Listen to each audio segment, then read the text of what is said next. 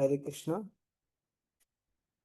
तो कल हमने वहां तक कंप्लीट किया था जहाँ पर सारे ब्रह्मांड से बड़े बड़े ऋषि मुनि भीष्मदेव का दर्शन करने के लिए आए थे। और भीष्मदेव ने उनका स्वागत देश काल विभाग विद टाइम प्लेस सर्कमस्टेंस के हिसाब से एग्जैक्टली ठीक तरीके से किया। और हमने उसमें ये भी देखा था कि किस प्रकार से प्रभुपाद जी ने जब पूरी दुनिया में कृष्ण भक्ति का प्रचार किया तो उन्होंने भी देश काल को बहुत ध्यान में रख के प्रचार किया कि किन वस्तुओं को एडजस्ट किया जा सकता है, किन को एडजस्ट नहीं किया जाना चाहिए। आज के टॉपिक में हम 10वें श्लोक से स्टार्ट करते हैं। I can share the screen.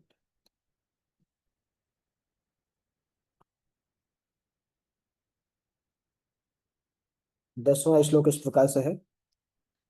कृष्णं च तत्प्रभावज्ञ आसीनं जगदीश्वरं हृदिस्थं पूजयामास माययोपात्त विग्रहम्। कृष्णं च तत्प्रभावज्ञ आसीनं जगद ईश्वरम।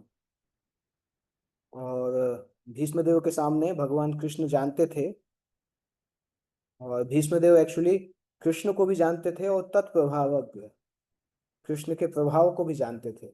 ज्ञा मतलब जानना, प्रभाव मतलब महिमा। तो भीष्मदेव कृष्ण और उनकी महिमा को जानते थे। आसीनम जगदीश्वर, उनको पता था कि भगवान कृष्ण ब्रह्मांड के स्वामी हैं, सबके हृदय में आसीन ईश्वर भी हैं। पूजयामास माया यो पात्र विग्रहम, और ये भी जानते थे कि भीष्मदेव भगवान कृष्ण केवल अपनी योग माया के द्वारा इस संसार में लीला करने आते हैं। तो भगवान श्री कृष्ण प्रत्येक के हृदय में आसीन हैं, तो भी वे अपनी अंतरंगा शक्ति से अपना दिव्य रूप प्रकट करते हैं। ऐसे भगवान साक्षात भीष्मदेव के समक्ष बैठे हुए थे, और चूंकि भीष्मदेव उनकी महिमा से परिचित थे, अतएव उन्होंने उनकी विधिवत पूजा की। तो भीष्मदेव स्वयं महान भक्त हैं, इसलिए वो कृष्ण की महिमा जानते थे। बाकी बाकी कुरु वंश में सभी लोग नहीं भी जानते थे, या जानते थे तो मानते नहीं थे, परंतु भीष्मदेव तो जानते थे। भगवान की सर्वशक्तिमत्ता का प्रदर्शन प्रत्येक स्थान में उनकी उपस्थिति द्वारा होता है। भगवान गोलोक वृंदावन में तो हमेशा रहते हैं, साथ साथ हम सभी के हृदय में भी हैं, और परमाणु के अंदर भी हैं। तो जब वो इस भौतिक जगत में अपने नित्य दिव्य रूप में प्रकट होते हैं, तो अंतरंगा शक्ति के द्वारा इस संसार में आते हैं। दैट मीन्स भगवान का जो शरीर होता है, वो शरीर भी बाह्य शक्ति से नहीं बनता है, माया शक्ति से नहीं बनता। माया शक्ति का कुछ मतलब नहीं होता उसमें। भगवान अंतरंगा शक्ति के द्वारा ही अपना सारा कार्य करते हैं, उनका शरीर भी सच्चिदानंद होता है। तो भीष्मदेव तो ये सब बातें जानते थे, इसलिए उन्होंने उन्होंने उसी के अनुसार भगवान की पूजा की। भगवान की पूजा करने के बाद फिर भीष्मदेव ने पांडुपुत्रों को देखा। पांडुपुत्रान उपासेनान प्रश्रय प्रेम संगतान अभ्याचष्टानुरागास्य अंधीभूतेन चक्षुषा। कृष्ण के पास में ही पांडुपुत्र उपासीनम शांत बैठे हुए थे, प्रश्रय प्रेम संगतान। और वो देख रहे थे कि उनके पितामह मरने की अवस्था में है, मरणासन्न अवस्था में है, और उनको उस अवस्था में देखकर बहुत अभिभूत थे, बहुत हृदय स्पर्शी अवस्था में थे। और भीष्मदेव ने जब पांडुपुत्रों को देखा तो उनको बधाई दी, युधिष्ठिर को राजा बनने के लिए बधाई दी। और भीष्मदेव की आंखों में आनंद के अश्रु थे पांडुपुत्रों को देख के, क्योंकि भीष्मदेव तो कब से ये सीन देखना चाहते थे कि ऐसा दिन कब आएगा जब युधिष्ठिर जो है वो राज सिंहासन पे आएंगे और धर्म का राज्य चलेगा। तो भीष्मदेव की तो हार्दिक इच्छा थी। इसलिए तो भगवान कृष्ण ने बोला था पांडवों को कि आप बहुत अच्छी ड्रेस पहन के जाना, जिससे कि भीष्मदेव खुश हों। भीष्मदेव की हार्दिक इच्छा थी, इसलिए पांडवों को एकदम सजा धजा देखकर भीष्मदेव प्रेम और स्नेह से आप्लावित हो गए थे, उनके नेत्रों में आनंद के अश्रु आ गए थे। और नेचुरली भीष्मदेव पांडवों के लिए बहुत स्नेहमयी थे बिगिनिंग से ही, क्योंकि महाराज पांडु का जब निधन हुआ तो पांडव सारे छोटे छोटे बालक थे, और उन छोटे बालक जिनके पिता नहीं थे उनको बहुत लाड़ प्यार मिला, भीष्मदेव से बहुत लाड़ प्यार मिला, क्योंकि भीष्मदेव परिवार के बड़े व्यक्ति थे, ज्येष्ठ व्यक्ति थे। और भीष्मदेव ने देखा कि जब पांडव बड़े हुए तो दुर्योधन के द्वारा उनको बार बार परेशान किया, मारने का प्रयास किया गया, ठगे गए वो लोग। और ये भी जानते थे कि पांडव लोग निर्दोष हैं और उनको व्यर्थ में कष्ट दिए जा रहे हैं, फिर भी भीष्मदेव राजनीतिक कारणों से, क्योंकि सिंहासन के साथ बंधे हुए थे, इसलिए पांडवों का पक्ष नहीं ले पा रहे थे। हालांकि ये प्रश्न आता है कि धर्म क्या इतना कमजोर, मतलब क्या कोई व्यक्ति को अगर सामने अधर्म होते देख रहा है तब भी उसको सब भी उसको आवाज नहीं उठानी चाहिए? क्योंकि अगर भीष्मदेव आवाज उठाते तो ये अन्याय होता ही नहीं। तो ये प्रश्न आता है कई बार लोगों को मन में कि भीष्मदेव ने पांडवों का पक्ष क्यों नहीं लिया। पर क्या है, धर्म के नियम इतने ज्यादा वो होते हैं कि कई बार बड़े बड़े विद्वान भी समझने में कठिन होता है कि वास्तविकता में किस समय क्या धर्म पालन किया जाए। और कुछ आचार्यों ने ऐसा भी बताया है कि भीष्मदेव धर्म का पालन उस समय कर रहे थे, और क्योंकि एक और मिस्टेक था कि वो कौरवों द्वारा दिया हुआ अन्न ग्रहण कर रहे थे, दुर्योधन द्वारा दिया गया। उस कारण से उस अन्न का ऋण उनके ऊपर था, और साथ साथ उस अन्न को खाने के कारण उस अन्न का प्रभाव भी उनके ऊपर दिखाई देता था। इवेंचुअली जब अर्जुन के बाणों से वो सारा ब्लड खत्म हो गया, जिस जिस जो युधिष्ठिर जो दुर्योधन के अन्न के कारण बना था, तो उनकी बुद्धि उस प्रकार से जागृत हो गई। ऐसे कुछ कुछ कमेंट्रीज हैं, परंतु भीष्मदेव हम जानते भी हैं कि भगवान के महान भक्त थे।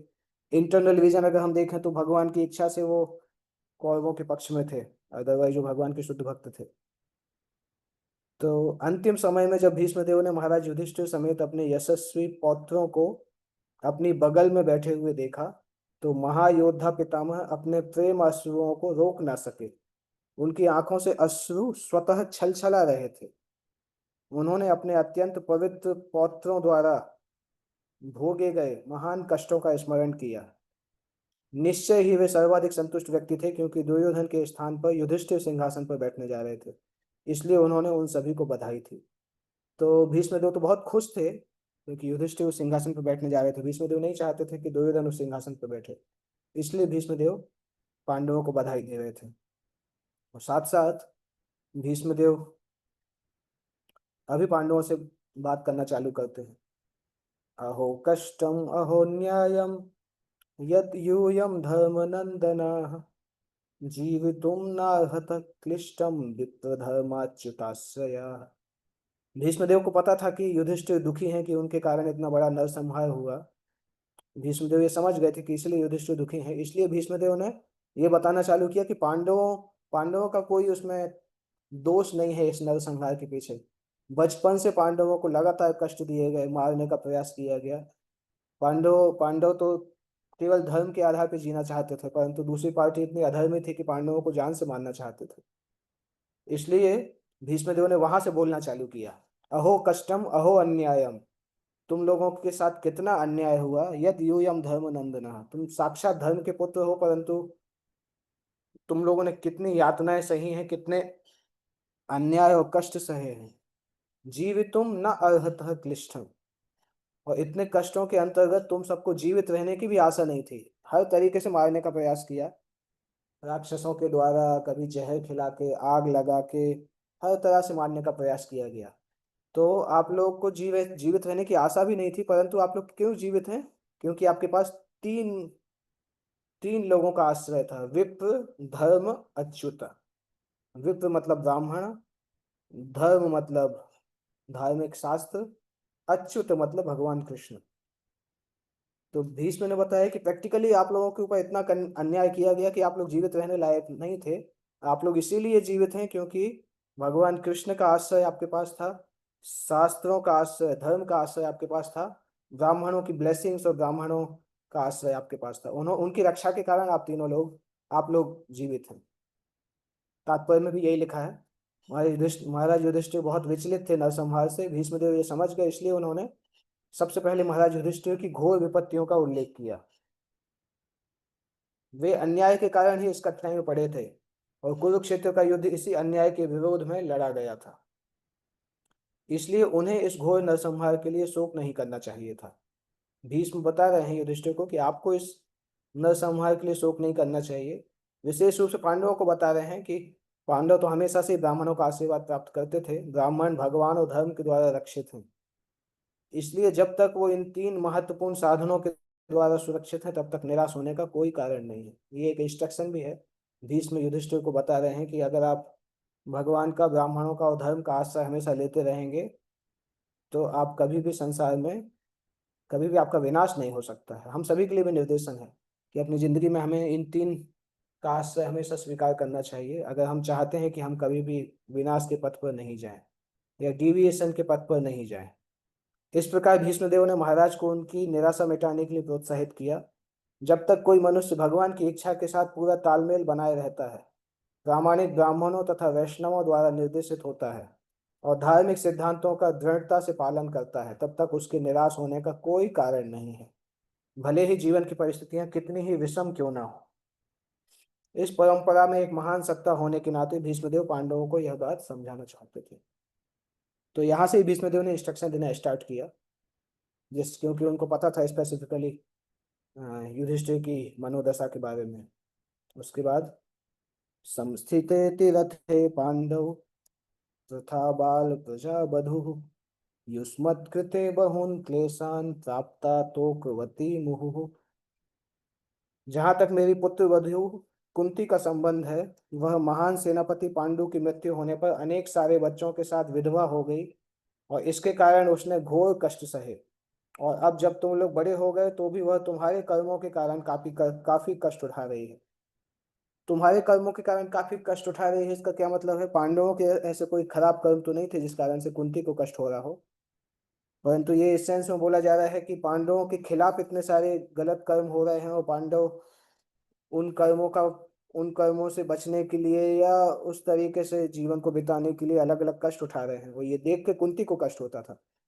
पांडवों को जलाने का प्रयास किया, अज्ञातवास हुआ, वनवास हुआ और द्रौपदी की जो है लज्जा को खत्म करने का प्रयास किया गया, द्रौपदी की इज्जत को खत्म करने का प्रयास किया गया। ये सब देख के कुंती को बहुत दुख हुआ। पांडवों के खिलाफ अन्याय से कुंती को बहुत दुख हुआ। पहले ही विधवा होने के कारण दुखी थी और पांडवों के खिलाफ अन्याय होने से वो और भी दुखी थी। कुंती देवी के कष्टों पर दुगना शोक प्रकट किया जा रहा है। कम आयु में विधवा हो जाने तथा राज परिवार में अपने छोटे बच्चों के पालन पोषण में उसे अत्यधिक कष्ट उठाना पड़ा। हम समझ सकते हैं कुंती के लिए कितनी कठिन सिचुएशन थी कि उसके बच्चे राजमहल में रहते थे और राजमहल में ही बच्चों को मारने वाले भी रहते थे। उसी राजमहल में लोग रहते थे जो बच्चों को मार देना चाहते थे, अटैक भी किए जाते थे, परंतु और कोई जगह भी जाने की नहीं थी। तो कुंती देवी कितनी ज्यादा डरी हुई होंगी, कितने कष्ट की सिचुएशन थी। और वैसी कष्ट की सिचुएशन में कुंती देवी पिछले अध्याय में प्रार्थना कर रही थी कि वैसे कष्ट हमेशा मिलते रहे। उससे पता चलता है कुंती की भक्ति का स्टैंडर्ड कितना ऊंचा था। ऐसे राजमहल में रहना जहाँ पे आपके पुत्रों को मारने वाले हमेशा तैयार खड़े हैं, पुत्र भी छोटे छोटे हैं, कितना कठिन है। उसके साथ साथ भगवान का स्मरण में हमेशा सजग रहना, ये एक्चुअली हम लोगों को लेसन देता है। जो हम छोटी छोटी समस्याएं आती है ना, वो भगवान की भक्ति को कम कर देते हैं। कुंती महारानी हमें लेसन देती हैं किस स्थिति तक हमें भक्ति को हैंडल करना चाहिए। संसार की कोई भी स्थिति भक्ति में सुदृढ़ता को डिगा नहीं सकती। इतना हमारे भक्ति करने के लिए इतना वो होना चाहिए हमारे पास, दृढ़ प्रतिज्ञा होना चाहिए। और जब उसके बच्चे बड़े हो गए तो उनकी करनी से उसे कष्ट उठाना पड़ रहा था, इसलिए कुंती के कष्ट जैसे के तैसे थे। इसका अर्थ यह हुआ कि विधाता के द्वारा कष्ट झेलना उनके भाग्य में लिखा था और उन्होंने उसको सहा। सर्वं कालकृतं मन्ये भवतां च यदप्रियं सपालो यद्वसे लोको वायोरिव घनावलिः। भगवान भीष्मदेव बता रहे हैं, सर्वम काल कृतम मन्ये, मैं ये सब समझता हूँ कि ये सब कुछ काल के द्वारा हुआ है। काल इन सब के पीछे है, भगवान की काल शक्ति जो है उसके प्रभाव से अब कुछ सब कुछ हो रहा है। भवताम च यदप्रियम, जिसके वशीभूत होकर हर कोई व्यक्ति प्रत्येक लोक में मारा मारा फिरता है, जिस प्रकार वायु द्वारा बादल इधर से उधर ले जाए जाते हैं। ये काल शक्ति का प्रभाव है कि सभी लोग उसके वश में हैं। कोई हर जगह घूमता है, सपालो यद वसे लोको, प्रत्येक लोक में मारा मारा घूमता है, भले ही व्यक्ति की इच्छा नहीं हो तब भी। वायु एवं घनावली, जिस प्रकार वायु द्वारा बादल इधर से उधर ले जाए जाते हैं। इस ब्रह्मांड के भीतर सारे अंतरिक्ष में काल का नियंत्रण उसी तरह से है जिस प्रकार सारे लोकों में उसका नियंत्रण है। सारे बड़े बड़े ग्रह जिनमें सूर्य भी सम्मिलित है वायु के बल के द्वारा उसी प्रकार नियंत्रित है जिस प्रकार वायु के वेग से बादल इधर उधर ले जाते हैं। तो काल शक्ति के द्वारा हम देखते हैं संसार के हर तत्व नियंत्रित होता है, सबके ऊपर काल का प्रभाव है, इसलिए काल को भगवान का प्रतिनिधि बोला जाता है। भौतिक जगत के अंदर भगवान का सबसे शक्तिशाली प्रतिनिधि काल को बोला जाता है। इसलिए ये दृष्टि को ऐसा बता रहे हैं भीष्मदेव कि काल काल की एक क्रिया है, उस काल की क्रिया से दुखी नहीं होना चाहिए, केवल सहन करना सीखना चाहिए। युधिष्ठिर को ये नहीं सोचना चाहिए कि उन्होंने पिछले जन्म में पाप किया था जिसका परिणाम उन्हें भुगतना पड़ रहा है। बड़े से बड़े पुण्यात्मा को भी भौतिक प्रकृति की दशाओं को भोगना पड़ता है, लेकिन पुण्यात्मा भगवान के प्रति श्रद्धावान होता है क्योंकि वो ब्राह्मण तथा वैष्णव द्वारा निर्देशित होता है। तो युधिष्ठिर के पाप के कारण ऐसा नहीं हो रहा है, पर काल की इच्छा कुछ ऐसी है। आगे के श्लोक में आएगा कि इसका क्या मतलब है, काल की इच्छा का क्या मतलब है, क्यों काल ने ऐसा किया, या काल का प्रभाव क्या कहलाता है, वो अगले 2-3 श्लोक में आने वाला है, कल हम उसको देखेंगे। इन 3 पथ प्रदर्शक सिद्धांतों को ही जीवन का लक्ष्य बनाना चाहिए। 3 कौन से? भगवान, प्रामाणिक ब्राह्मण और वैष्णव, धर्मात्मा वैष्णव। इन 3 पथ प्रदर्शक सिद्धांतों को ही जीवन का लक्ष्य बनाना चाहिए। मनुष्य को शाश्वत काल की चालों से विचलित नहीं होना चाहिए, यहाँ तक कि ब्रह्मांड के महान नियंता ब्रह्मा जी भी काल के वश में है। इसलिए धार्मिक सिद्धांतों का असली पालक होने के बावजूद भी मनुष्य को काल द्वारा नियंत्रित होने के कारण क्षुब्ध नहीं होना चाहिए। तो यहाँ पे एक बहुत इंपॉर्टेंट सेक्शन आने वाला है अगले श्लोक से, जब भीष्मदेव वर्णन करते हैं कि काल शक्ति क्या है और काल शक्ति और भगवान में क्या संबंध है, और जब भगवान साथ में थे तो काल शक्ति कैसे कार्य की, ये सब कुछ भीष्मदेव समझाएंगे। तो वो कल की क्लास में हम उसको देखेंगे। आज यहाँ पे एंड करते हैं। जगत गुरु श्री प्रभुपाद की जय। बताई गौर प्रेमानंदे हरि हरि बोल।